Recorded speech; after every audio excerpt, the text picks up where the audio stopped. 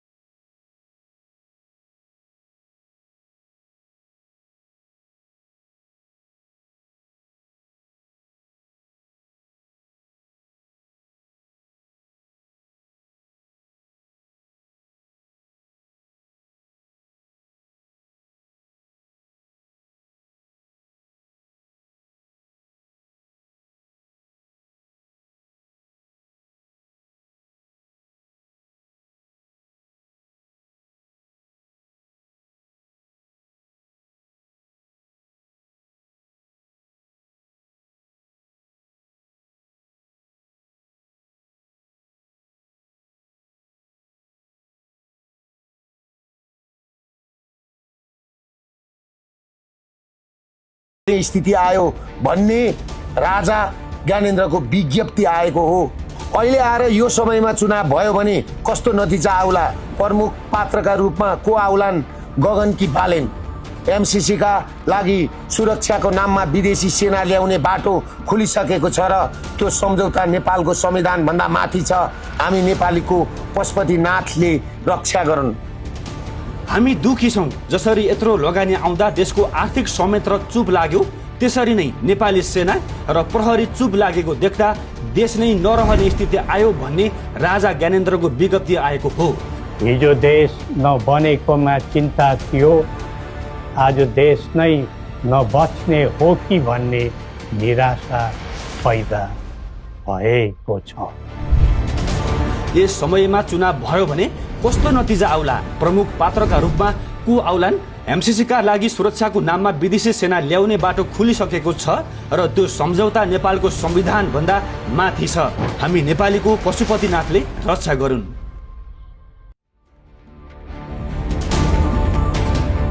तेस्रो भिडियोमा हामीले भदौ 23 र 24 गतेको घटना कहाँ र कुन घरबाट सञ्चालित भयो अनि कलिला केटाकेटीको रगतमा होली खेलेर कसरी यो सत्ता कब्जा कुप गरियो भन्ने देखाएका थियौं। त्यो कुरा स्वयं अहिलेका गृहमन्त्रीले स्वीकार गरिसकेका छन्।